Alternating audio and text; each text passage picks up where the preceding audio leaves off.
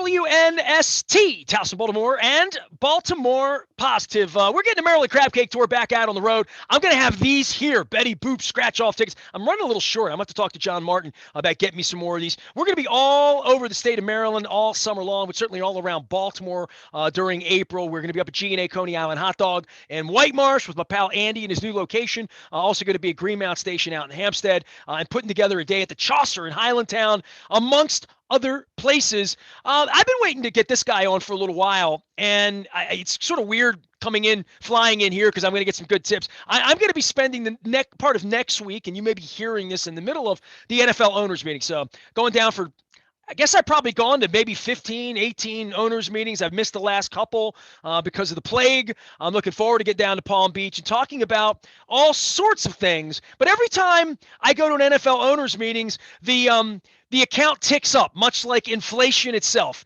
Kurt Badenhausen has been covering franchise values, first at Forbes, now at Sportico for a long, long time, and giving valuations and finding out just how much the young Angelos boys are going to put in their pockets when they head off into the sunset in Nashville. It's always a pleasure to welcome him back on. You can follow him out on Twitter at K Badenhausen. That's Badenhausen. And for those of you watching out on our YouTube and the Baltimore Positive TV channel, always good to have you on, man. I learn a lot when you're around, and franchise values get thrown around all the time, and I'm like, I'm going to find out what he's thinking about the pending sales of the Denver Broncos, right? Yep. Yeah, it's a fascinating topic because particularly in the NFL, you just don't see a lot of teams being bought and sold because the business is so good. You've got all these long-term ownership groups. Average ownership tenure in the NFL is 40 years. The reality is these teams get bought and they almost never get sold. Well, especially if they're bought by a young man like a Daniel Snyder or Steve Bisciotti, as opposed to what I've seen at a lot of owners meetings with Mr. Benson over there and Pat Bolin over there and the Mars and, the families that are never going to sell. And then people like Jerry Jones that have been at this 30 years because maybe he was younger than we thought when he bought it, right?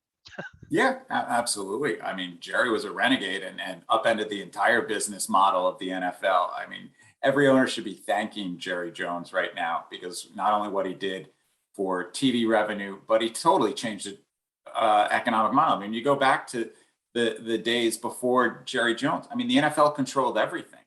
And Jerry said, no, I'm going to sell sponsorships. And so we started selling sponsorships to a stadium to get around the NFL rules that didn't allow all the sponsorships. So he did a deal with Pepsi, did a deal with Nike.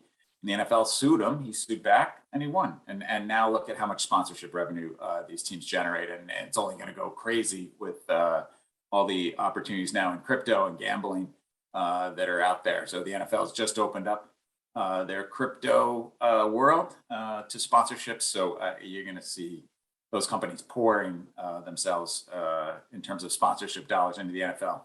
All I saw was crypto in LA and gambling in LA. I've been to 28 Super Bowls, Kurt. I set up on Radio Row, and all the people they tried to keep out the first 26 years were in, paying the most, seeing the most, being the most. And I came home and I said to my wife, I'm like, league's about to change here. And that's why I'm going to the owners meetings this weekend to try to figure it all out. How Jimmy Haslam would take on $230 million of guaranteed money, how much that must piss off every other Eric DaCosta and Steve Bisciotti that needs to negotiate with every other Lamar Jackson and every other Josh Allen and every other player that's going to come down. The business of sports has changed dramatically during the plague in many, many ways. I mean, baseball's problems, very well documented. But boy, the NFL spending time. I mean, there's Mr. Kraft. Putin's got his ring. And last I checked that I was at an owners meetings, he was at a Chinese whack house about a mile away, right across the strip here. And it's unbelievable how Teflon-y, I guess that's an old Don Meredith line, right? Teflon-y in regard to how the ownership is, where Dan Snyder will be sunning himself at the pool at the Breakers this weekend as though all of the stuff that happened to all the women in his organization never happened. It really is amazing that they're too big to fail to some degree. It really is true. I mean, they are the ultimate Teflon league. Everything just falls off of them. I mean, you look at the ratings this year, as the rest of the TV landscape is just absolutely crumbling. people can't get enough of the NFL. They're immune to almost everything. And the pandemic has just accelerated all of these business trends, whether you're talking about streaming, crypto, gambling, and it's to the benefit of the NFL almost in every case. I mean, you look at what's going to happen over the next couple of years. New TV deals are going to kick in 2023. Each team's going to get a check for $400 million, basically. Oh, 400 million, and I checked the payroll. It's 208. Yeah, exactly. So that gives you an idea. I mean, you got to be an idiot to not make a profit of at least $150 million. The good teams are going to be making $250, $300 million in profit. And the Cowboys then are just in a whole nother universe beyond that. And so it's an incredible economic system that the owners have in place with the cap and how big the TV money is. And so that's why Buffalo's got the best deal now. Oh, I got to interrupt you, because when you're talking about, privatizing and socializing and who's going to pay the bill, I said to myself, if I live in Montauk, I'm buying the Buffalo Bills Stadium. That's kind of an unbelievable thought, right?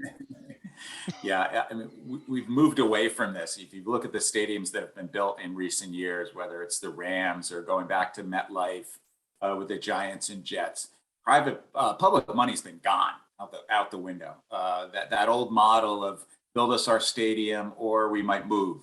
It's what the Minnesota Vikings basically did when there wasn't a team in LA. They threatened to go to LA. Minnesota taxpayers foot the bill on that stadium. But the NFL's moved away from that because they make so much money. And for the Pegulas to be able to pull this off is unbelievable. Multi-billion-dollar ownership family, but before they bought the Bills, and to get the taxpayers of New York State to fund this is really unbelievable. But the governor wants to be reelected in the western side of the state. And it really is amazing how important the Bills are to the community, that politically she'll get reelected by getting this done, and 14 million people in New York City won't care. Yeah. 100%. The Bills are an institution in upstate New York. Though the last thing the NFL wants, also, I'm sure the NFL, the NFL has had conversations. The last thing the NFL with the state, the last thing the NFL wants is any sort of threats of Buffalo moving out of upstate New York and going to Toronto or anywhere else, because they are, an important part of upstate New York. But for they can't imagine. I mean, the Pegulas are so invested in Buffalo, between owning the hockey team, owning the football team. It would be a very tricky dance if they were to actually try and move the Bills out of Buffalo. Yeah, I thought of Jerry Jones, by the way, when I was sitting in the upper deck. The marijuana was wafting up in the second half after halftime, all over. And ponds over here and Marble over there and Inglewood right here. It really is amazing seeing that facility and seeing the will of all of this, right? I go to these owners meetings going on 2 decades. You mentioned public money and private money. Dude, I'm Baltimore, man. I mean, all of my childhood at the paper, chasing down the dream that became the Ravens, thinking we would never get a football team here now. And it's a little strange, going to these owners meetings and, I know Steve Bisciotti's not going to own this team forever, which probably is at the heart of my phone call to you. And by the way, Kurt Badenhausen here from Sportico, long time at Forbes, and has written probably more extensively than anybody else literally in the world about franchise values in the NFL. But literally, that would be you. You'll be humble, and that's fine. So the Bisciotti thing is interesting. His kids aren't involved. He's less involved by a lot. He's never around. He's missed games. He's been down in Florida and the Bahamas. He's got grandkids. There was always a thought that the exit was going to be to sell the team. The plan that he had coming in was this soft thing with Art. Art got to hang around for a couple of years. He bought in at about $575 million. And there were times where we're like, well, he could sell it for $1.5 billion. Somebody said to me a couple of weeks ago, they're like, he might get $2 billion for it. And I'm like, oh, you're under a rock. Like, I'm thinking, and this was a smart person that, like, I'm like, your math's off by 50%, and tell me where we are in this, because these things haven't sold. They don't sell much. To your point, it is a long-term strategic play for all of these guys for taxes, write-offs, what their kids are going to get. We've seen the Jack Kent Cook thing happen where, his family lost control of the team. We've seen the mess out in Oakland and Las Vegas. It's always messy when these things happen. Steve got into this thing, honestly, now over 2 decades ago. So he's 20 years into this. What are the Ravens worth? We value the Ravens $3.1 billion. And so, again, the Ravens have check a lot of boxes. I mean, you talk about an East Coast team, and that is very accessible to a lot of billionaires, whether you're talking about New York Metro, Philadelphia, Washington. It's very accessible for a lot of really wealthy people. And you look at some of the other teams along the East Coast, the Patriots aren't coming up for sale. The Jets, you hear rumors of the Jets coming up for sale, but the Giants aren't being sold. The Eagles aren't being sold. The Commanders, they've been trying to sell them. The league's been trying to get that sold for 10. I mean, that's its own story as to how hard it is to move a franchise, because they pushed that guy in LA off the side of a cliff. The NBA did when they could, right? And they pushed Mr. Richardson off the side of a cliff when he had his issues. This has been, they thought they had him out, right? They thought there was going to be enough money. He doesn't really have a price, right? His price is prison, death, or I'm not moving, clearly, right? People, when everything was unfolding, when I thought the worst was unfolding with this club, people were circling when the minority owners were suing Dan, and everybody was looking for more transparency in what was going on there. People were circling the team, and very rich people were ready to cut a check. They wanted that team badly. But he held on to it and somehow has been able to withstand it. We'll see, if Congress gets more involved or somehow, but he has put up an incredible fight to hold on to that team. And I wouldn't bet against Dan Snyder holding off. So there aren't a lot of options. And people are all watching the Denver Broncos. We value the Broncos $3.8 billion. How many rich people out there? With the NFL ownership rules, that's the only hindrance in terms of how high these prices can go. There's no private equity allowed. There's a debt limit with a transaction up to $1 billion. One person has the ultimate country club, literally, right? It's the ultimate country club. Yeah, and one person has to pay up at least 30% of the equity. So that's a big check to write, and it's not even realistic. You're gonna have to own more than 30%, because to go out and raise that much money in limited partnership isn't really realistic. This isn't writing a check, come in, write me a check for 20 million, 50 million. But if your cash flow is 250 million a year in profit, it's insane, right? It makes it a lot smarter. And from everyone I've ever talked to on the inside, probably including you, really smart people would say, do you know the tax benefits Peter Angelos has had just by owning? The reason to stay in is because you can hide money, shelter money, write off. That there's a incredible benefit, not just to being that wealthy, because I think we get all, but there are loopholes and things available that only owning a franchise like this affords you. For that majority owner, absolutely. You hit it 100% on the head. You write down the entire purchase of the price, basically. So I buy the team for, say, the Broncos sell for $4 billion. Almost that entire thing is an intangible asset. These teams don't have any real tangible assets. They got some equipment lying around the stadium, but for the most part, the tax laws allow you for any transaction to write down intangible assets. So somebody pays $4 billion for the Broncos, they're going to be able to write down offset more than $200 million of income that they have across any of their businesses. So somebody who's got a huge portfolio and it's kicking off $200 million of income every year in dividends and capital gains, write down the whole thing. And so Steve Ballmer wrote down almost the entire purchase price of the LA Clippers for $2 billion. It's an incredible tax advantage if you're that majority owner. And now he bought the LA Clippers, who stink, who've always stunk, who'll always be the second banana, and he's made a fortune. He's has no regrets about sitting courtside there, right? Literally, when you buy into these things, there is no more 1973. I own the Indians. I can't make it. I'm the Seattle Pilots. I'm the ABA. I'm the little sister in the NHL. Maybe the NHL. I mean, the NHL. I don't know where the money is for the Arizona Coyotes, but some franchises like the Tampa Bay Lightning's like an institution when I go down there now. Like some of these things have exploded in a way that you would have said, who would bet on hockey in Tampa or in Nashville or these other places? Atlanta didn't work, right? I mean, there's places it doesn't work, but life is good when you own an NBA franchise in Oklahoma City, right? No matter what. Oh, no matter what. I mean, the NFL is at the top of the pecking order, and the NBA is right below it because of the global opportunity, owning 1/30th of that business. And small market teams have been able to be successful often when they're the only team in town. So you're talking about Oklahoma City. Portland's had an incredible run. Utah Jazz sold for almost $1.7 billion.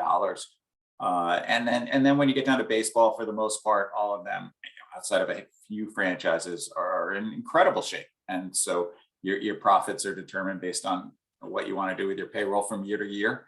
And then the NHL definitely has some of their problem markets, but the NHL is in some way there's value in the NHL because you can get it at a lower entry price, and the NHL has a lot of the same advantages moving forward that all these other sports leagues have, whether it's in gambling, whether it's in streaming, and so at a much more affordable price. Would you rather buy one of these? Would you rather buy an MLS club for $600 million or an NHL team? What do you want to own for the next 10 years? A lot of people would rather park their money in the NHL. So the business of sports team ownership in the US is phenomenal right now. You compare it to European soccer clubs, where the economic model is basically broken. You've got teams spending. The top teams are spending to compete against each other on a global scale. Well, that's interesting too, because their ass will get relegated. Right. And period. The teams at the bottom have to spend because they're fearful of getting relegated. Because once you get relegated, your revenue drops 90%. I mean, could you imagine how U.S. sports leagues would operate if you were going to potentially get sent down to AAA in baseball and your revenue drops 90%? Brother, this brings me right to, it's almost like you segued me. It's almost like we do this together. Kurt Badenhausen joining us here from Sportico. Dude, I'm at an event the other night. My phone goes off and it's a buddy of mine. And the text says, "Dear God." And I thought, did Putin drop a bomb? You know what I mean? Like I'm like, and I look, and I'm going to share this graphic with you so that because I think you know these numbers because you're smart like that. But I shared this out on my timeline literally last night, and I looked at this, and this was right in the wheelhouse of. I can't believe I had 67 comments. There are still people that are on Putin's side. There's still people that think I've been too hard on Mr. Angelos, Kurt. But they're $5 million below what the worst teams are spending on payroll. The money is rolling in. What's the national TV contract in baseball, Kurt? It's about $2 billion a year. Teams are splitting up. Okay, so right off the bat, they're spending $30 million on payroll total. And to your point, there is no relegation. They just had a Players Association fight that took 100 days and didn't correct the problem here, which is I don't know where the exit is here, bro. There's no crystal ball for this. Shout out to Tommy Shaw and Sticks on that one. But I've been doing this 30 years, and I don't know where the bottom is for what Major League Baseball would accept for its own partners, how Peter has behaved. Peter's eating pudding off in a cave somewhere. We don't know where he is. John's got his boots on and zooms in from Nashville. Nashville would like to have a baseball team. Just ask Tim McGraw and Garth Brooks and the rest of them. We happen to have one here. It's sort of this self-fulfilling prophecy that I saw in Major League in the movie 30 years ago, where the owner's trying to get to Miami and guts the TV network, which they did. They're not traveling their TV network. The guys calling the games on TV can't see when the ball goes up in the air. dude, it's an unbelievable thing. But if this team winds up in Nashville 5 years ago, we'll all scratch our head and say, oh, that's what the prick in St. Louis did to the football team. He was local until he wasn't anymore. And he took a check for, you tell me what a franchise in Nashville would be worth functioning in downtown with a new stadium in 2026. And then I'll tell you whatever the Baltimore Orioles will be at Camden Yards in a 35-year-old stadium. And I'm smarter than that, Kurt. I watched the Colts leave. I know what we had to do to get back. People just think the Orioles are never going anywhere because they have a pretty ballpark. I think there'd be a cat fight, but I think if the Angelos is lawyered up, imagine that the Angelos is lawyering up, that they would do anything that Mark Davis did. They would do anything that anybody else would do if it meant them holding on to the team and having a $4 billion franchise instead of a $1.5 billion franchise. Yeah, Major League Baseball would fight them very hard. We haven't seen relocation in baseball in a long time, going back to the Expos messiness, where the team's ownership all shuffled between the Marlins, Expos, Red Sox, everybody, Dude, when you go back to how illicit all of that was with Laurie and moving, but not just that, the fact that they played seasons in San Juan and moved the team and barnstormed the team and then wound up coming and Peter took all the money. That's the amazing thing. They moved the team here and Peter just took he's going to die with all the money. Now, whether the Lerners ever get theirs or not, it's unbelievable having watched this over the last 17 years that they've siphoned all this money from the TV network and they're just no speaky anymore. And they're still a part of the club. I can't imagine when John goes to the owners meetings and owes this guy $300 million. Yeah. It's an amazing thing. It really is. You've had a front row seat to that, which has been one of the Hatfield and McCoy situations. It is incredible. Major League Baseball's been trying to solve it for, to your point, a decade now. The battle between those two, and now there's no money left. To your point, the regional sports networks are, the money's evaporated. It's in the bank. It's gone, and now it would come out of a sale price, from my understanding, because John doesn't have $300 million to stroke a check, or at least the appearance is that. I don't know where the bottom is, but for baseball, they haven't fixed their problem, which is this franchise is a mess. The city's a mess. There's all of that going on, and there's places that are going to want teams, right? Nashville wants a baseball team at some point. Nashville does. Portland. There is a list of people, and that graphic you put up there. Look at the Dodgers are spending 9x what the Orioles are this year. That's out of whack. Crazy. That's the Mets are 8x. They're not playing the same game. It doesn't exist. The NFL, the delta in the NFL is, if you look over a multi-year time, because signing bonuses can make it a little screwy from year to year. But if you look at spending over a 5-year period in the NFL, everybody's kind of the same. Everybody spends to the cap, and not the Bengals, but they did all right. The Bengals, they can't escape that cheapskate reputation, but they're starting to spend their money. Let me kick them in the nuts while they're in the Super Bowl. You know what I mean? Let me talk a little trash. We got to go beat this kid the next 5 years. Well, you look at the NFL. There's 3 NFL stadiums without a naming rights partner: Soldier Field, Lambeau, and then Paul Brown Stadium. They aren't necessarily trying to generate as much money as they can. But baseball, the CBA didn't do anything to fix the tanking problem. The players want a totally different system, and we get a lottery for the number 1 pick. Come on.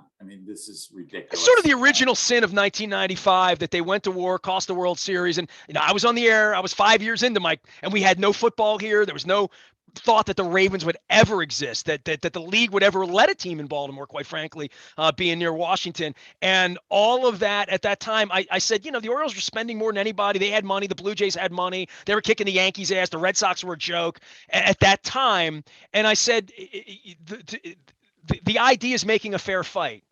whether it's a wrestling match, whether it's a battle of the bands, whether it's pinochle, you want a fair fight. And this thing's gotten so off the track. But when you talk to these myopic people, they'll give you some stats that the Orioles made the playoffs 6 years ago, and that's good enough. And bad teams win, and look at Tampa. We're going to do the Tampa plan. We're going to do the Astro way, minus the banging of the trash cans and wiring the players. It's unbelievable that we're into this, and Baltimore, right? Like, this is a storied place that I don't know where the bottom becomes, because it really is a leadership issue to say who's running these places and who's making these decisions. And that's why I'm going to the NFL owners meetings this weekend. Kurt Badenhausen is here from Sportico. Last thing for you, because I want to go back to the Broncos and the Ravens and get to the Broncos sale is going to set the level. And it's amazing, dude. Like, when I brought you on, I thought their number was 3.4 and you're giving me 3.8. Inflation hits sports too, and the amount of money they're making and can make is going up, and this is happening quickly, right? I mean, we're looking at $5 and $6 billion franchises if Bisciotti hangs out another 8-10 years, right? Yeah, I mean, what is Jerry? People ask Jerry Jones, what's the what would you sell for? 10 billion? I would have to start at 10 billion. I mean, we've reached. Well, it's fascinating watching these two things unfold with the Broncos and Chelsea happening at the same time. It gives you an idea which do you want. Similar bidders in both places. And do you want to own a global franchise where the economic model isn't so great and you might lose money every single year?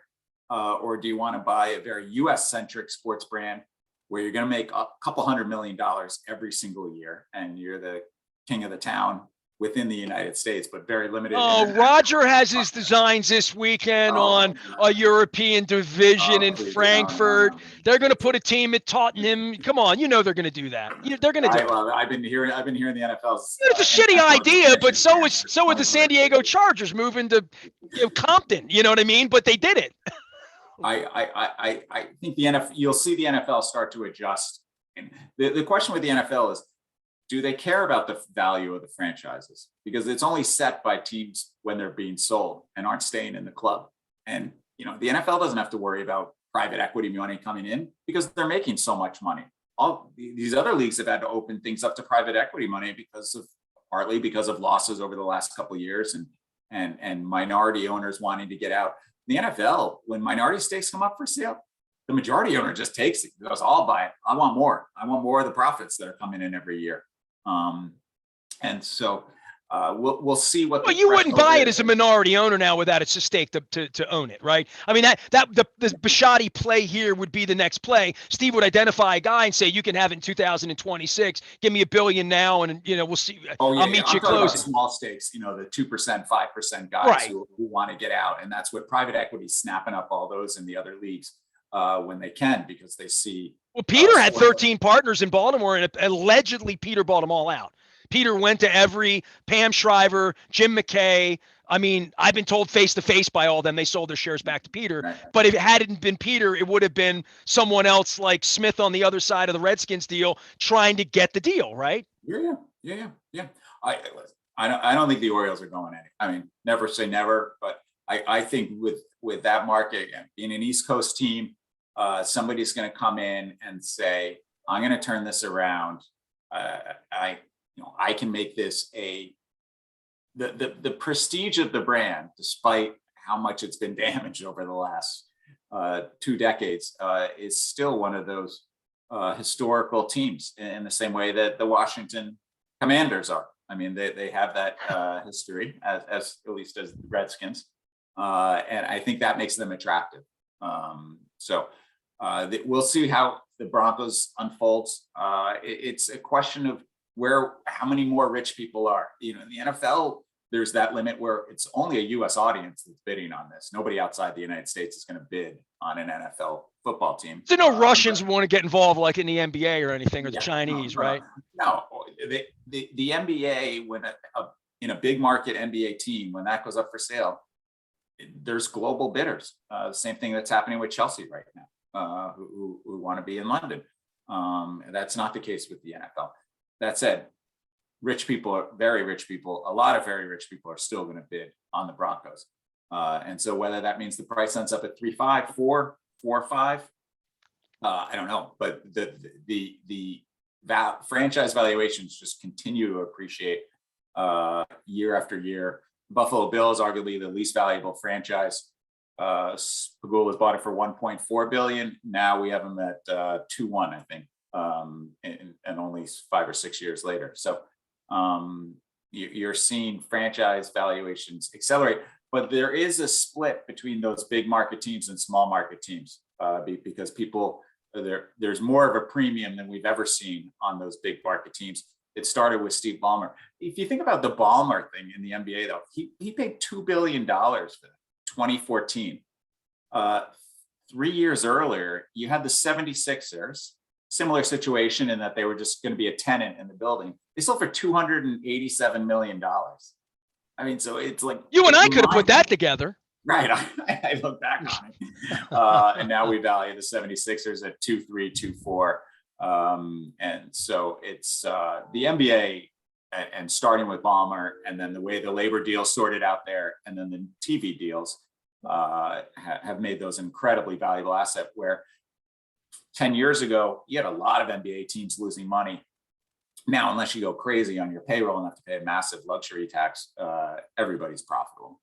I love when Kurt Badenhausen reassures me, like Marty Conway does and everyone else, that the Orioles are going nowhere. They're never leaving. It's all good. And I'm thinking, well, whoever comes in will spend more than $30 million on payroll. So, at least somebody new would at least be trying, so we'd have that. Kurt, always a pleasure to catch up with you, man. I appreciate you making the move over to Sportico and making the move back here and looking us in the eye on the Zoom for the first time. And I really appreciate the visit. You're a great follow, and we'll continue to follow along as the highest bidders come in to buy the Broncos and Chelsea, and we'll see what happens next down the line. At some point, they're going to wind up in front of Congress. The NFL guys, right? At some point, somebody's going to pull a card on them and pull them in. We'll see. Love what you do, Nestor. Thanks. Appreciate you, Kurt. Hey, man, you got it, man. I'm Nestor. We are WNST AM 1570 Towson, Baltimore. Getting the Maryland Crab Cake Tour presented by the Maryland Lottery and our friends at Goodwill Industries back out on the road all month long. Meanwhile, follow my act from the NFL Owners Meetings out on social media, Facebook, Twitter, LinkedIn, Snapchat, all those places. We are BaltimorePositive.com.